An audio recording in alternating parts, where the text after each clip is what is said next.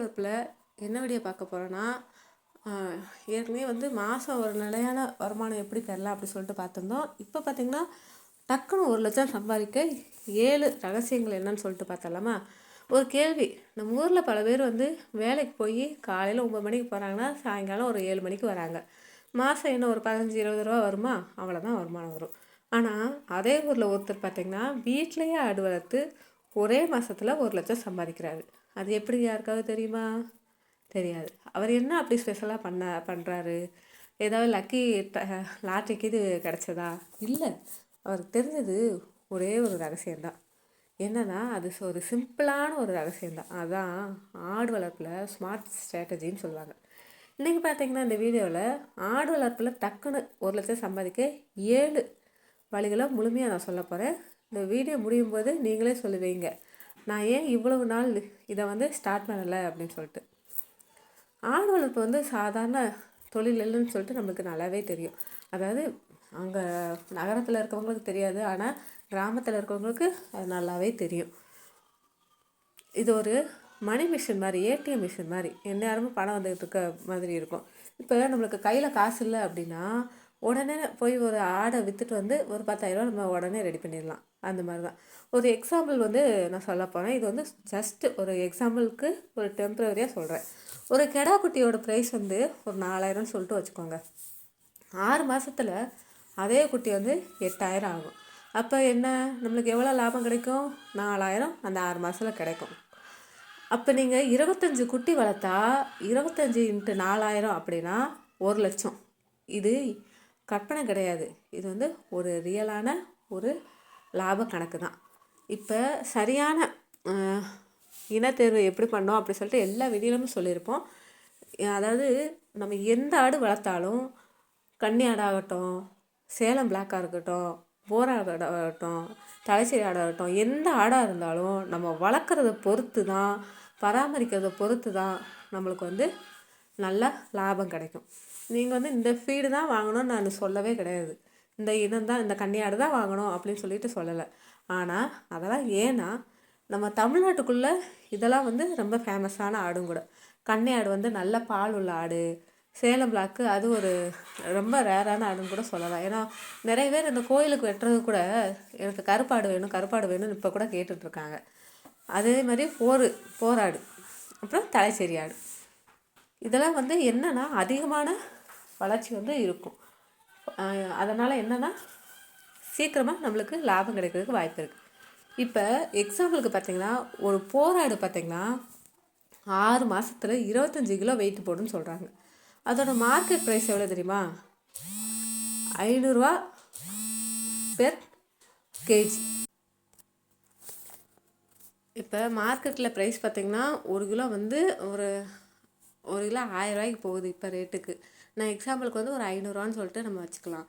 அப்போ 25 கிலோவுக்கு 500 ரூபா அப்படின்னா 12,500 வரும்.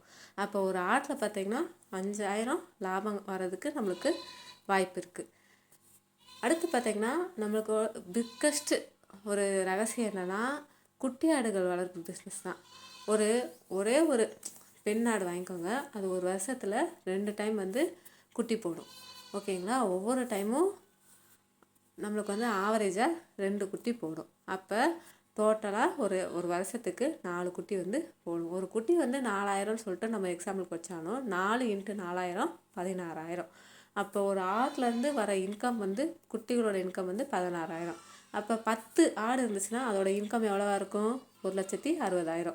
இதுதான் நம்மளுக்கு உண்மையான ஒரு பேசிவ் இன்கம். பேசிவ் இன்கம்னால் என்ன தெரியுமா? அடுத்தடுத்து தொடர்ந்து வந்துக்கிட்டே இருக்கும்.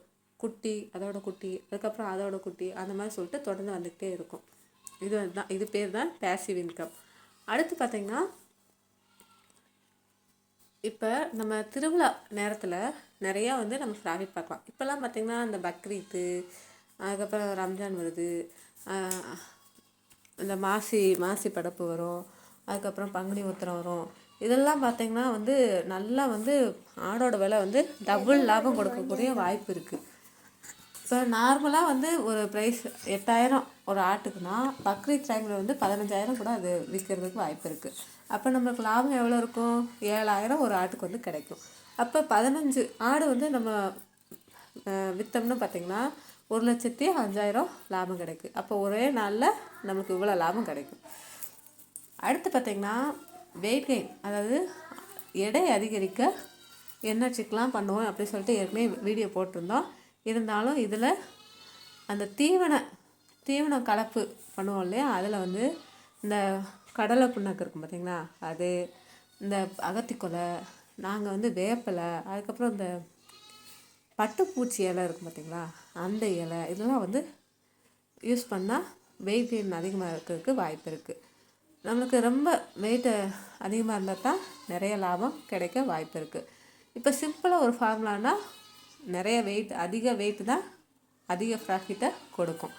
இப்போ நம்ம ஆடுகளை வந்து டைரெக்டாக, அதாவது நம்ம வியாபாரிகிட்ட வந்து விற்காமல் நம்ம ஒரு ஆடு வளர்க்குறவங்க இல்லாட்டினா வேறு பண்ணையாளர்கிட்ட விற்றோம்னா நம்மளுக்கு வந்து நல்ல லாபம் கிடைக்கிறதுக்கு வாய்ப்பு இருக்குது. இப்போ வியாபாரிகள் வந்து சேல் பண்ணுறாங்கன்னா அவங்களுக்கு வந்து ஒரு ஆட்டுக்கு வந்து 2,000 லாபம் வச்சு தான் விற்பாங்க. ஆனால் நம்ம டைரெக்டாக நம்ம வந்து விற்றோம்னு பார்த்திங்கன்னா அந்த 2,000 உங்களுக்கு கிடைக்கிறதுக்கு வாய்ப்பு இருக்குது. அப்போ 25 ஆட்டுக்கு 2,000 பார்த்தா 50,000 வந்து உங்களுக்கு எக்ஸ்ட்ரா வந்து லாபம் கிடைக்கும். இப்போ நம்ம வந்து தீவன செலவை வந்து 0வாக குறைக்கிறதுக்கு என்ன வழினா, நம்ம ஃப்ரீயாக கிடைக்கிற இந்த பசுந்தீவனம் இருக்குது பார்த்திங்களா, அதெல்லாம் வந்து போடலாம். ரோட்டு பக்கத்தில் இருக்க இந்த புல், அதுக்கப்புறம் வந்து இந்த வேப்பிலை,